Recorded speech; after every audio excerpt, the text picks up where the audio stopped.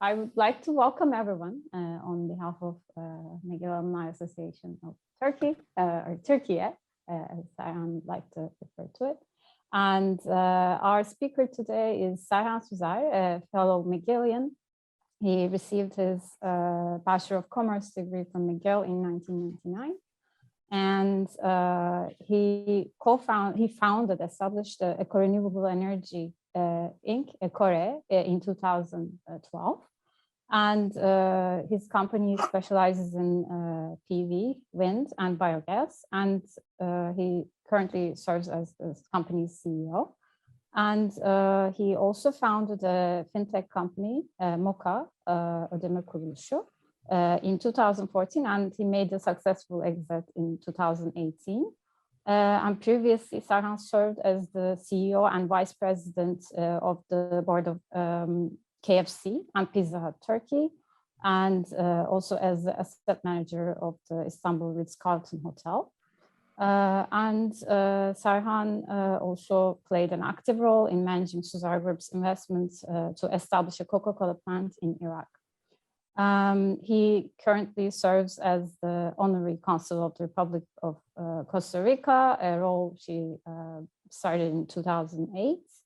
And he also has several social responsibility projects and co-founded an organization called the Basic Needs Association in 2010. Before further ado, I'd like to leave the floor to Serhan. Okay, thank you very much, Urgül, for the introduction.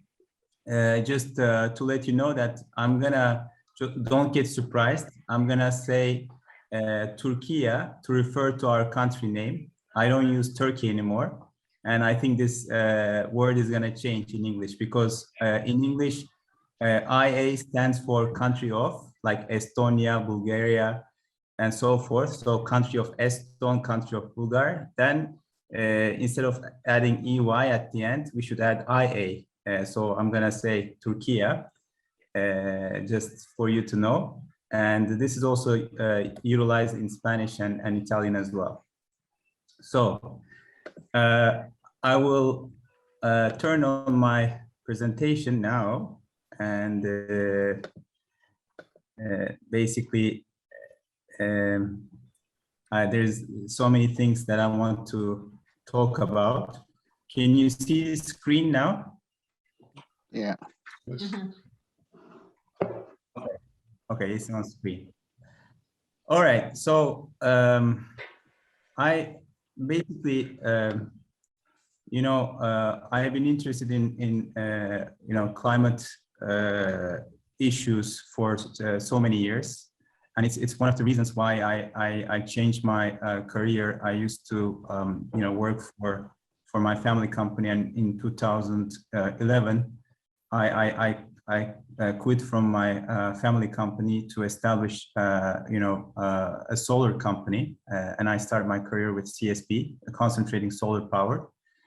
And basically this was a bold move because, you know, at the time nobody you know, even talk about solar, and even CSP was kind of odd for many people, but I was proud to take that step.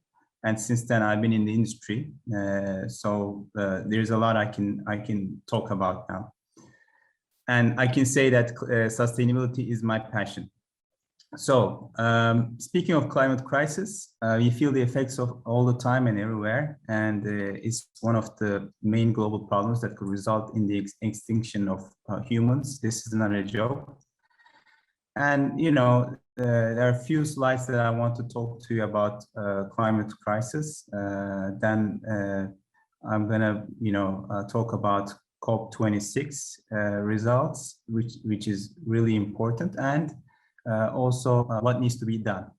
So here we have the nightmare scenario. Global temperatures have risen by over 4 degrees Celsius. In many countries, summer temperatures stay above 40 degrees Celsius.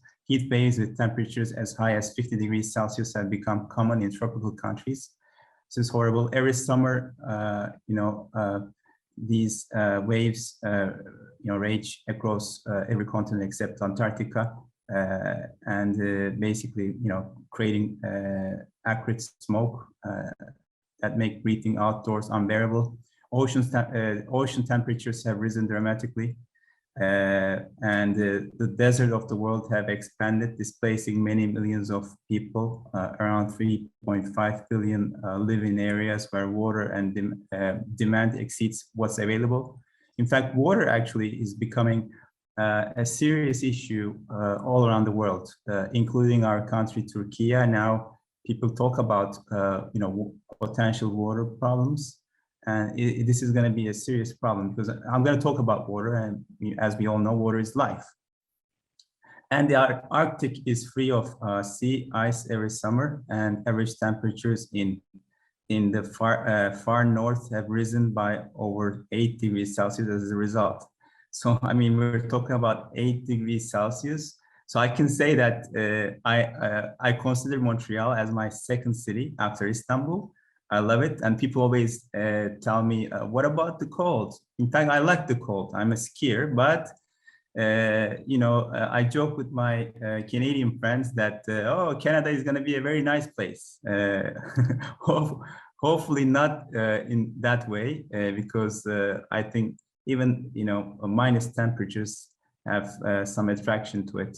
I think we should keep temperatures the same wherever you are. If Canada is cold, it's beautiful as a cold country during winter. That's what I think. And I'm a skier. I even heli ski, but unfortunately, it's a nightmare for me to think that future generations, our kids, will not be able to ski outdoor, and they're going to only be able to ski indoor on artificial slopes. The extra heat in the ocean has caused it to expand and sea levels to rise. And many major cities basically are already flooded and uninhabitable. And the islands, of course, no need to talk about. Island nations will be abandoned, and many coastal and river areas are regularly flooded. Winter storms are more energetic and unleash more water, causing widespread wind damage and flooding each year. And when you're faced with floods, you cannot really stop it. You can just try to gain time and stuff like that. It just washes away everything.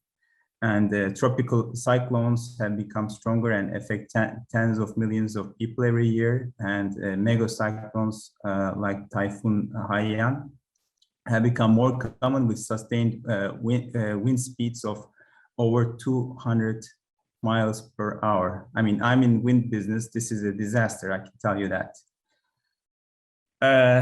Also, year 2100, we will see Southeast Asian monsoons have become more intense and unpredictable. Food and water insecurity has increased around the world, threatening the health and well-being of billions of people. Extreme heat and humidity in the tropics and subtropics has increased the number of days that is impossible to work outside tenfold. I represent Costa Rica here in Istanbul, and I cannot imagine this beautiful country where the temperatures are like usually on a normal day it's like 27, 28 degrees Celsius, and it's like everything is crystal clear and beautiful weather. They have 2 seasons, wet and dry season, and all this will change. And imagine these people won't be able to work outside. It's really a nightmare. Fish stocks have collapsed. Also, the acidity of the ocean has increased by 125%. So food chain has collapsed in some regions. Despite advances in medical sciences, deaths from tuberculosis, malaria, and all that other kind of illnesses are at their highest levels in human history. In fact, we are we are slowly entering that kind of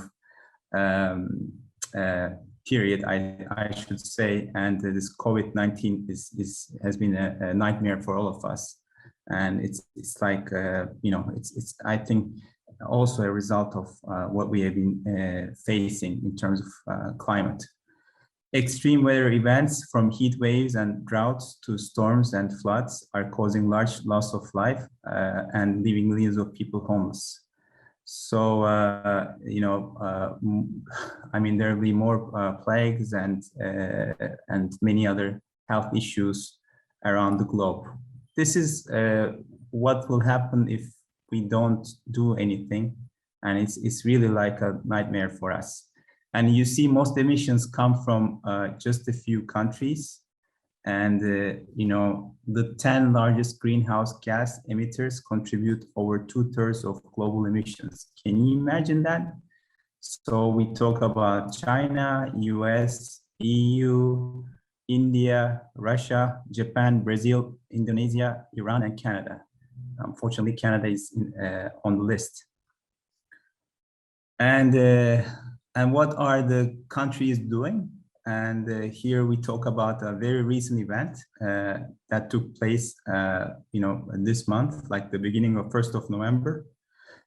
And this COP26, in fact, closes with compromise deal on climate, but it's not enough, as the UN chief says. And also EU helps deliver outcome to keep the Paris Agreement targets alive. They're alive, but I should say the progress is slow. So what do we see as a result? Glasgow Climate Pact adopted at the COP26 is the first ever climate deal to explicitly plan to reduce coal, the worst fossil fuel for greenhouse gases. The deal also presses for more urgent emission cuts and promises more money for developing countries to help them adapt to climate impacts. But the pledges don't go far enough to limit temperature rise to 1.5 degrees Celsius. A commitment to phase out coal that was included in earlier negotiations drafts led to a dramatic finish after India and China led opposition to it. I mean, this is unbelievable. I mean, last minute, they changed their minds, and these are the by population 2 largest countries in the world. I mean, can you imagine the coal consumption in those countries? Too bad. More than 100 countries signed the global methane pledge. Okay, this is good. Under which signatories commit to reduce methane emissions by at least 30% by 2030 relative to 2020 levels. Over 140 parties accounting for more than 90% of the world's forests have committed to work together to halt and reverse forest loss and land degradation by 2030 in the Glasgow Leaders Declaration on Forests and Land Use. 12 parties, we're talking about developed countries, also announced in the COP26 Global Forest Finance Pledge to collectively provide $12 billion for forest-related climate finance between 2021 and 2025.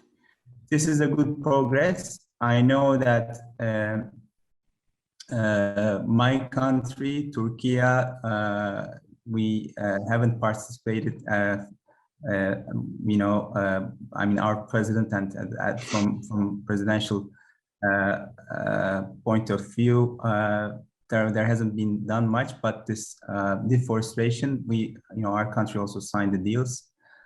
This is a good improvement, and obviously this is a result of wildfires that we faced this summer. It was horrible, and I even personally worked in the area to put out the fire. And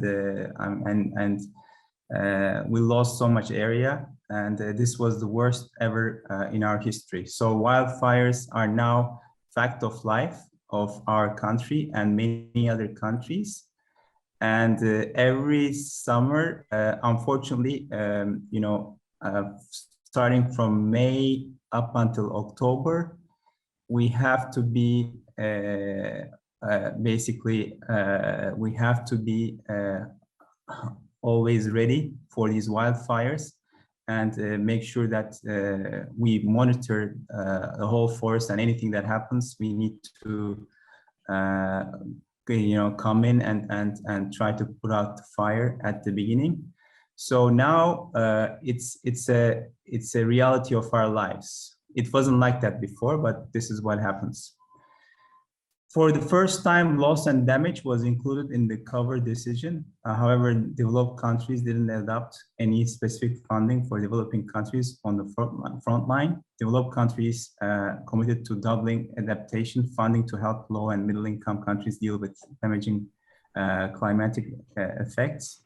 And as you can see from this picture, there were many protesters, and no one is really satisfied. Okay, there is some progress, but this is not how the countries should manage this situation. And I'm going to talk about that now. All right, now we come to the what needs to be done section. Okay, here we are. Basically, I created this word literally today, actually, eco-joyism, I call it. And I used to say adjustment is not enough for what I want to say. I think it needs to be changed. I mean, you talk about a system based on pure consumption, this is not sustainable. Depletion of our natural resources is a huge challenge, and capital system needs to be changed to eco-joyism, a system that prioritizes natural conservation and happiness of all living beings. So instead of pure profits and sales and pure consumption, we talk about anyone or any entity who that takes care of the nature should be rewarded, or any entity or individual who basically damages the nature should be penalized in a system. And obviously the priority should also be happiness of all living beings, meaning all human beings, all animals, and we need to create this kind of environment.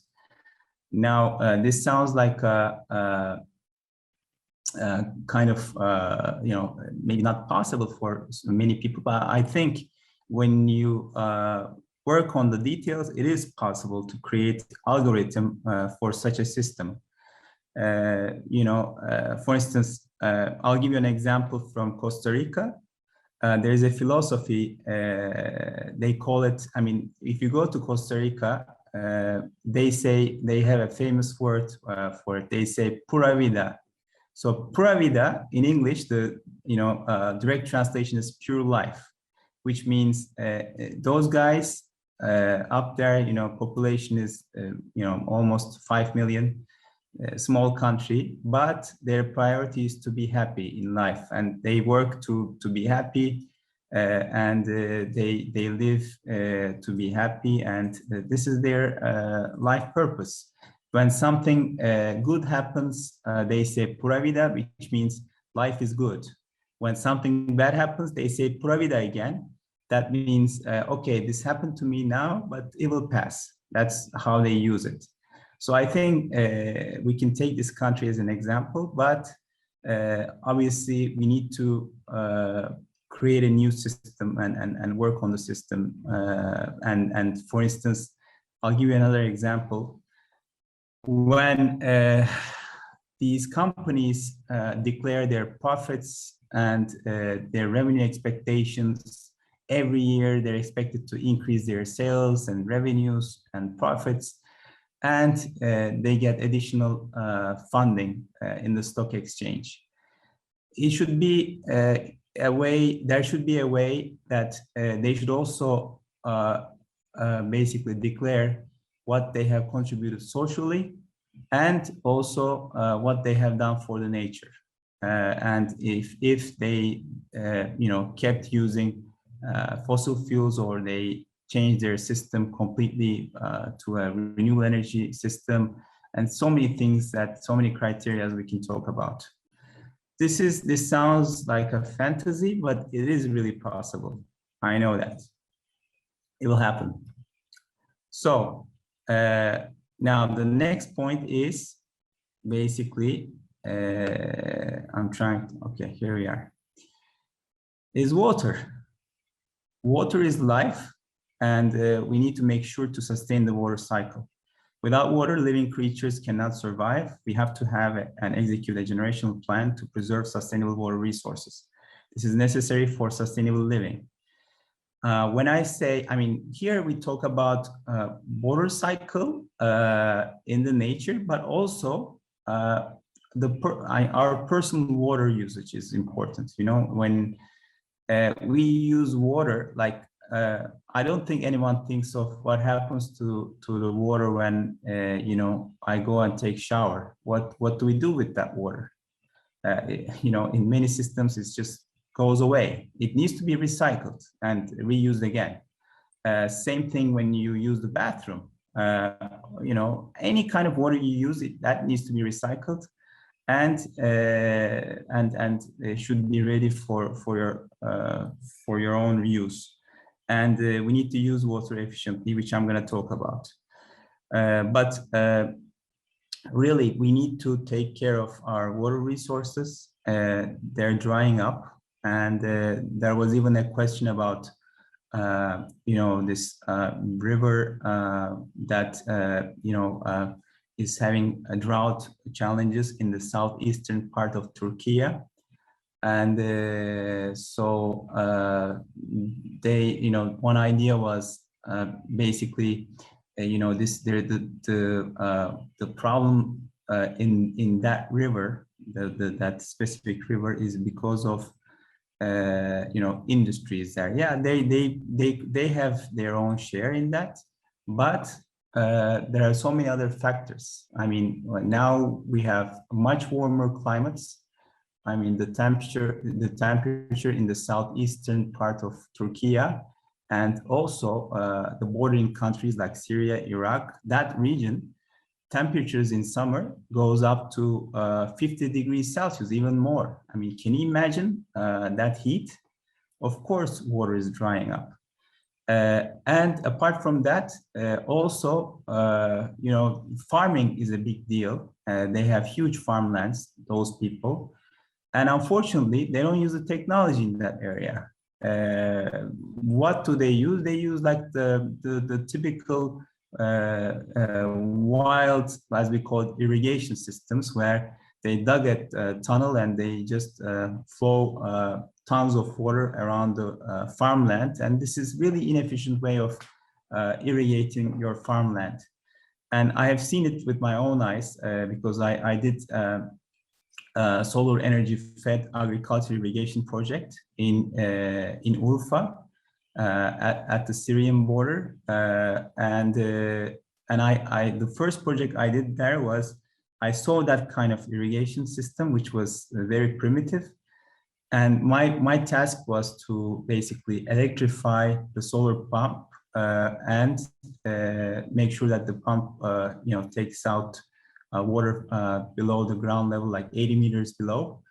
And we were successful, of course. We did it in a couple of days, and it worked perfectly. And so many hectares of land received water because of that. But as soon as the water came out, first thing that came into my mind was like, hey, what about you know, like an efficient irrigation system, like you know, dripping system and something like that, instead of like, you know, tons of water flooding out. And I told the owners of the land, they didn't care. And this wasn't a necessity for them. In my opinion, by law, every farmer should use like you know, really efficient dripping irrigation systems, taking care of the water, because that water underground also every year falls down to incredible levels, and there's, at the end of the you know, 10 or 15 years, you even get you know, that area collapses.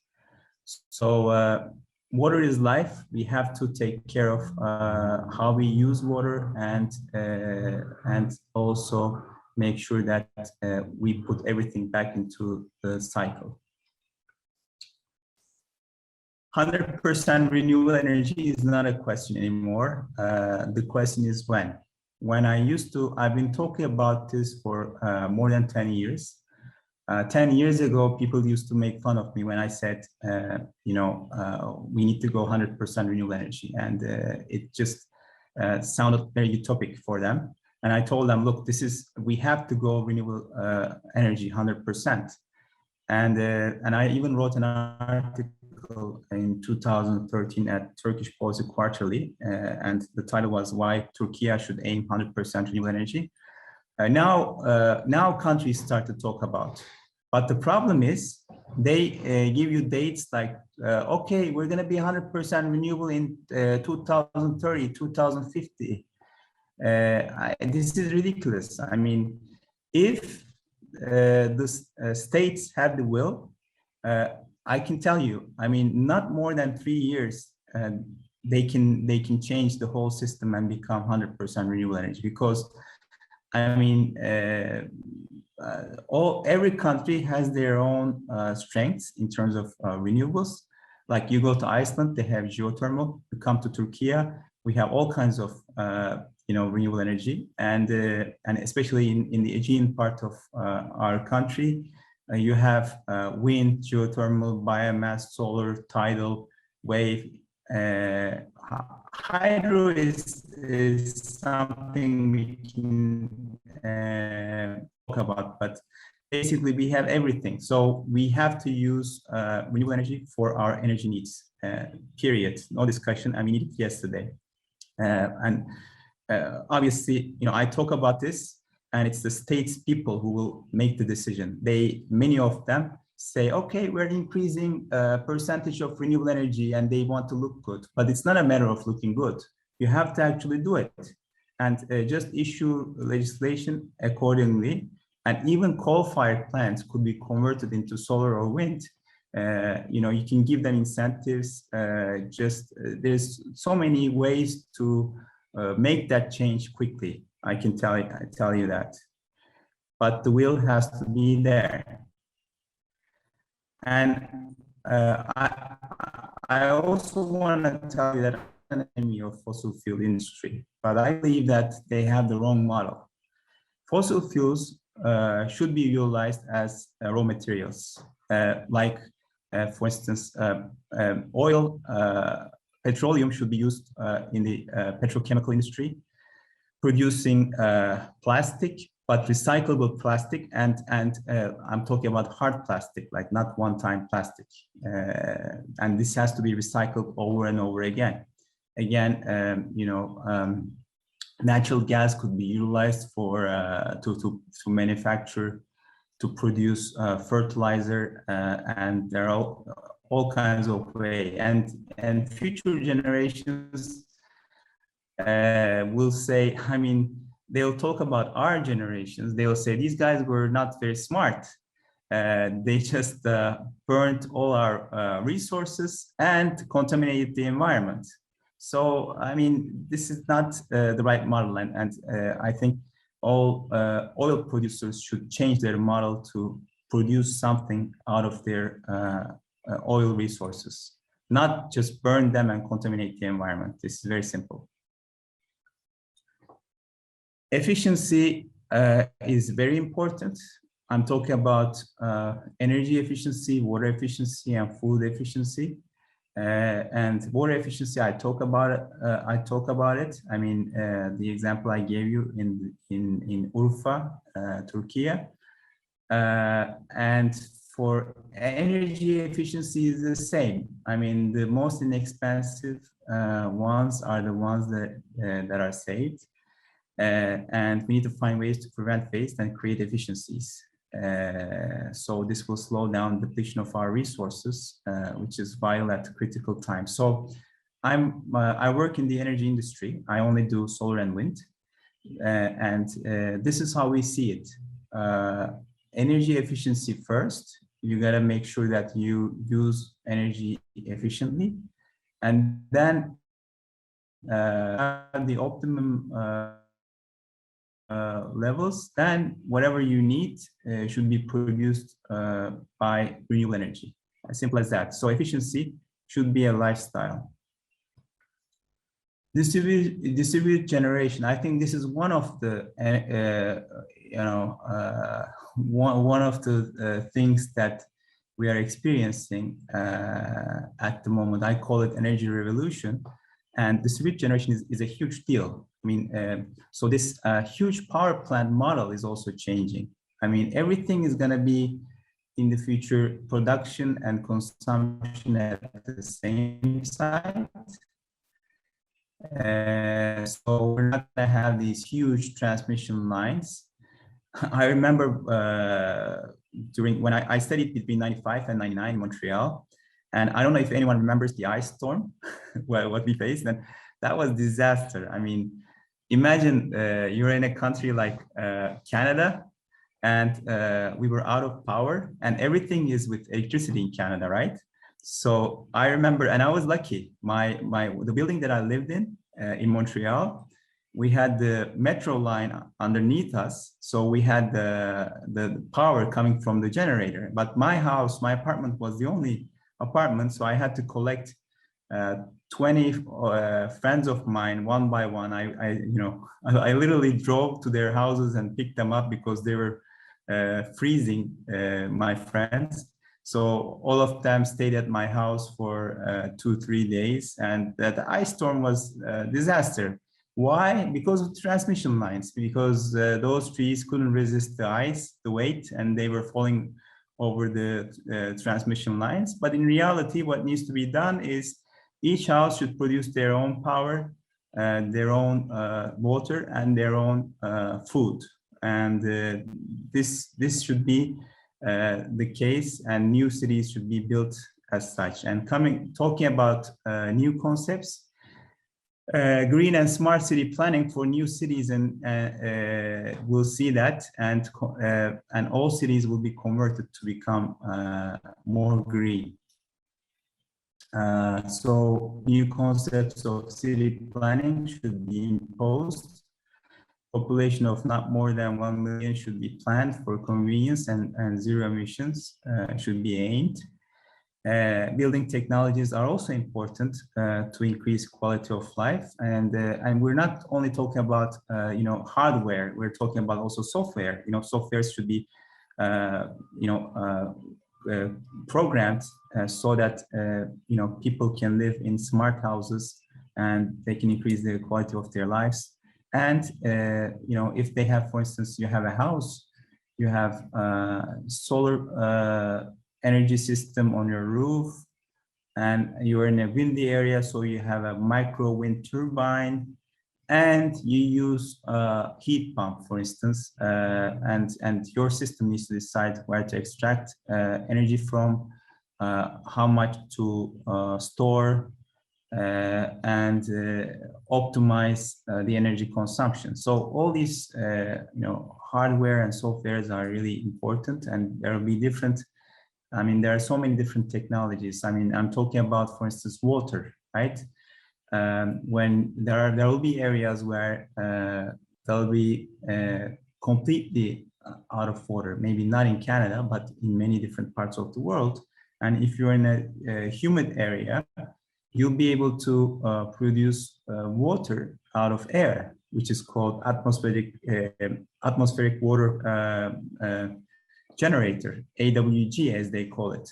So there'll be all kinds of technologies to help us to live and sustain our lives. And all these green cities, green and smart cities, should be built from scratch in such a way that everyone is lives in a city where the point where you want to go should not be more than 15 minutes. There won't be any traffic. Everything is green and so forth. So we'll see this concept more and more. In terms of transportation, solar electric vehicles will become the norm. So when I talk about vehicles, I mean cars, trains, boats, and planes will be solar electric. When I say solar electric, I mean all these vehicles will have solar cells on top of them. As you can see, this car,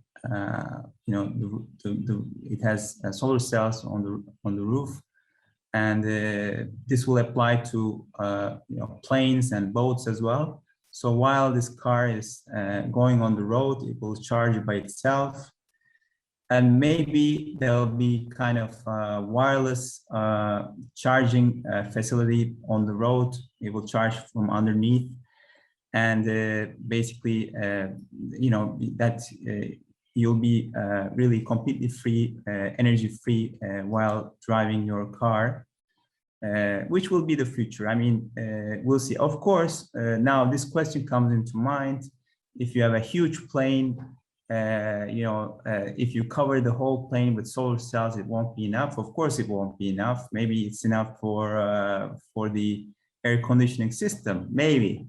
But anything additional you'll need, it will have a huge battery systems inside, and maybe some other storage systems to back it up.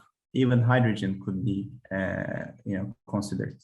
But solar electric vehicles will become the norm, I can tell you that. I'm not talking about electric cars, I'm talking about solar electric cars. That's a big difference, because if you are driving an electric car and you're getting your electricity from, let's say, from the transmission line, and a coal-fired plant is providing electricity to the transmission line, then you're burning coal in your car. So you have to get your power from a renewable energy resource and then use it freely in your car. That's very important. And we need to put everything back into the natural cycle, and recycling is the key for sustainability. I mean, recycling is a huge subject. We're talking about organic and inorganic recycling. Everything needs to be put back into the cycle. This is very important. I mentioned the natural cycle for water, but this applies to everything. So in the future, I think even houses that will be built, you'll take away the house and recycle the whole material you use. I think we need to find a way to get rid of cement, for instance, which harms the environment, and instead we can use metal like steel, which is used in the industry, wood, or maybe even hard plastic, which all of them are recyclable. So paper, no need to mention, other kinds of materials. Everything needs to be recycled, and we need to have this system where okay, it's hard to maybe separate different things for recycling, but maybe technology will come into the picture and you will put everything inside, and the automated machine will separate what needs to be recycled and how. So we'll see that too. And we need to teach people how to live sustainably. Education is the key for achieving our sustainability goals. The new generation is doing great. I think much better than our generations. They understand the challenges, and they even have they even stress about it. But more people needs to know about what's going on and what they can do. It makes a big difference, and all these education efforts should be supported financially and morally. And this know-how should be transferred to the next generation, and even the next generation could improve these thoughts and transfer their knowledge to the following generation. So it should be an ongoing process. Okay, population is increasing at an increasing rate in some countries. And in some countries, it's declining, but overall population is increasing around the world. So, I mean, we need to find a way to make sure that, every individual is taken care of. And I mean, we're far away from this thought. I mean, the poverty, I'm also the founder of the Turkish Food Banking Association, TİDER, Basic Needs Association. That's the roof organization for food banking. So I dealt with poverty, and during the COVID times here in Turkey, we helped millions of people. So I know what poverty is about, and I feel really bad when I see all these people still looking to find sources to take care of their basic needs. I mean, this is not a world we aim. All these people should be taken care of.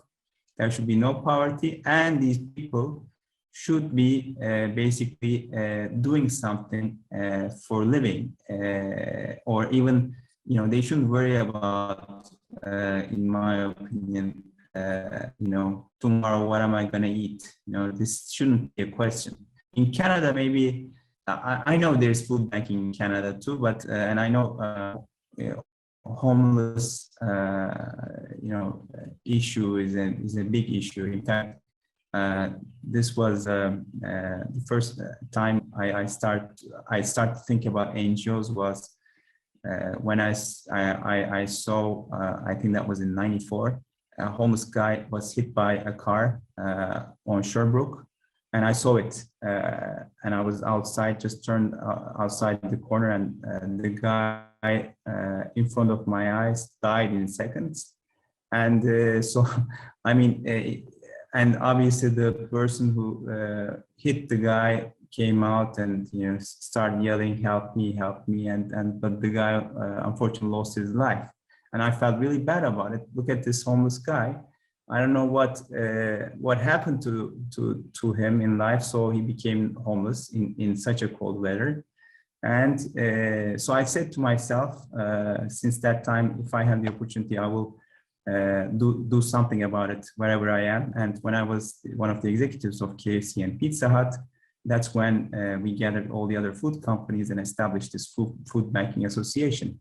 But these efforts are of course, they're good efforts. We try our best, but it's not enough. People should not think about what to eat tomorrow. And everybody should be,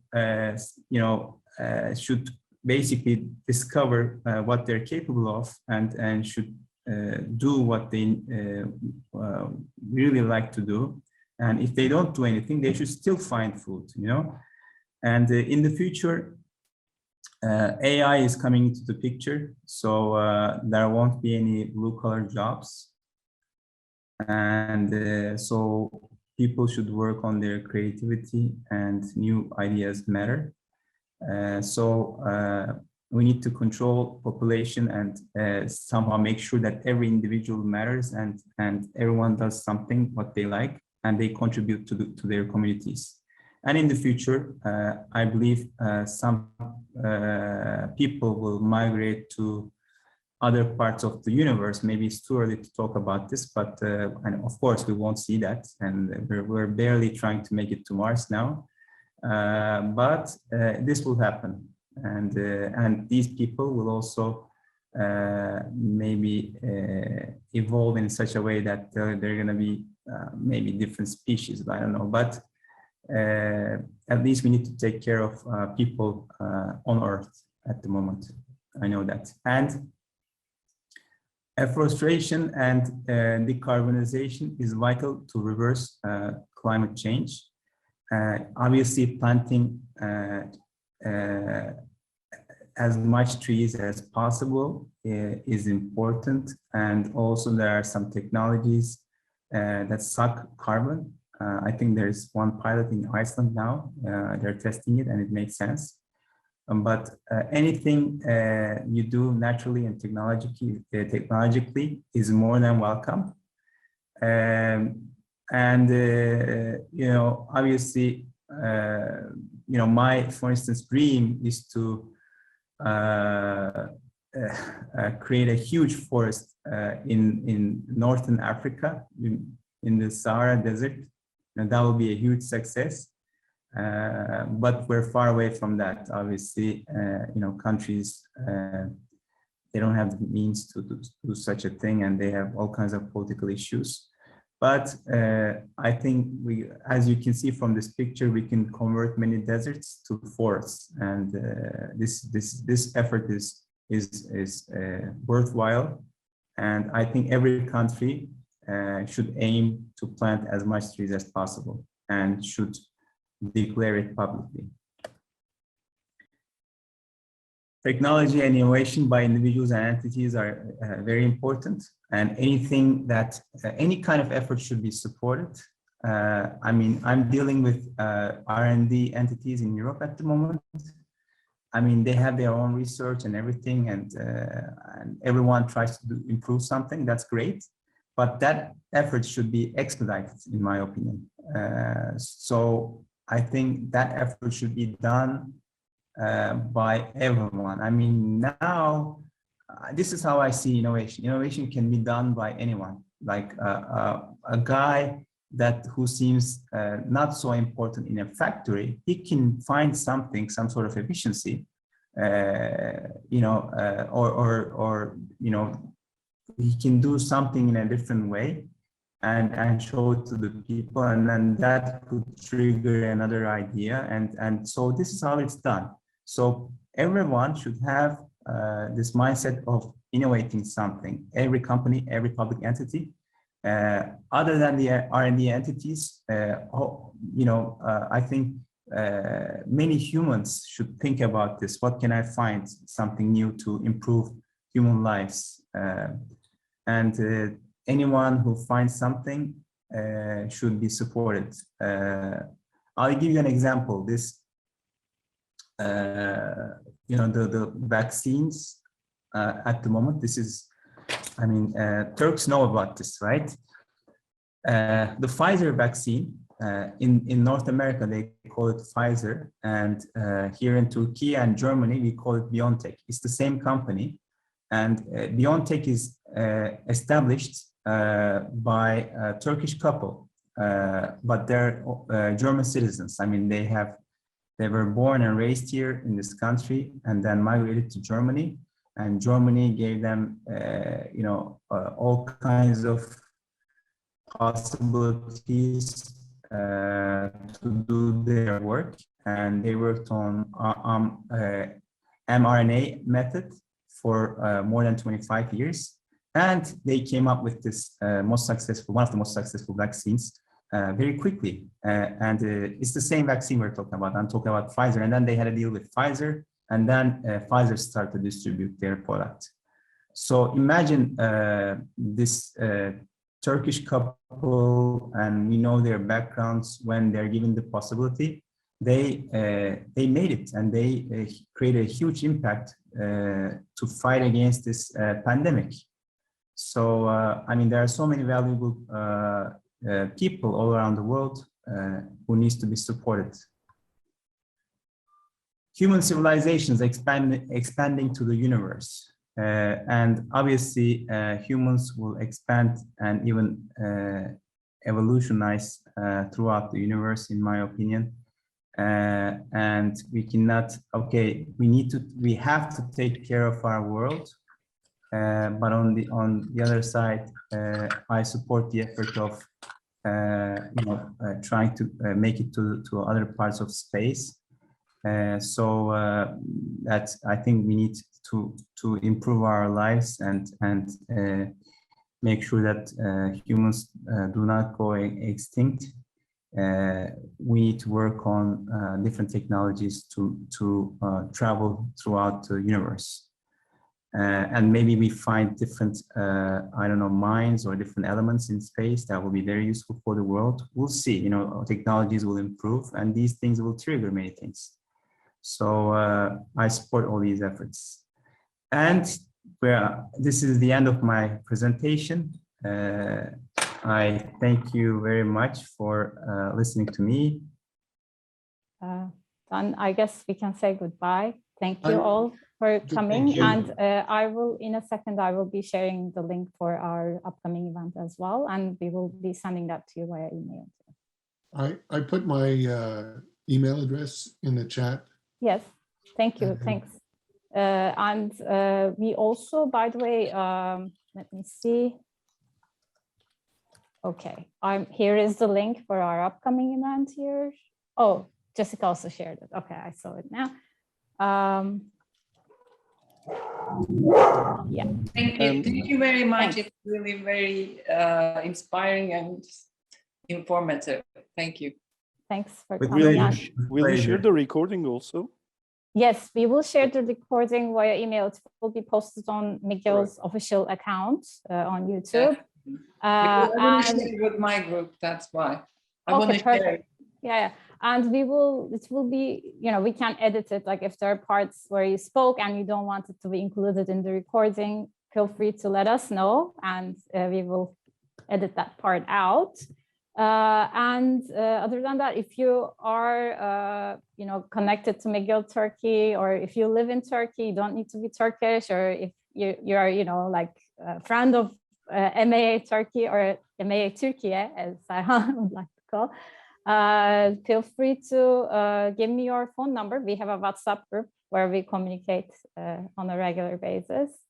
And hopefully soon we will go back to having in-person meetings as well, which we used to have before the pandemic. And so that's it. Like if there's anyone who would like to stay and chat, that's also something we can do, but we can't stop the recording, I guess.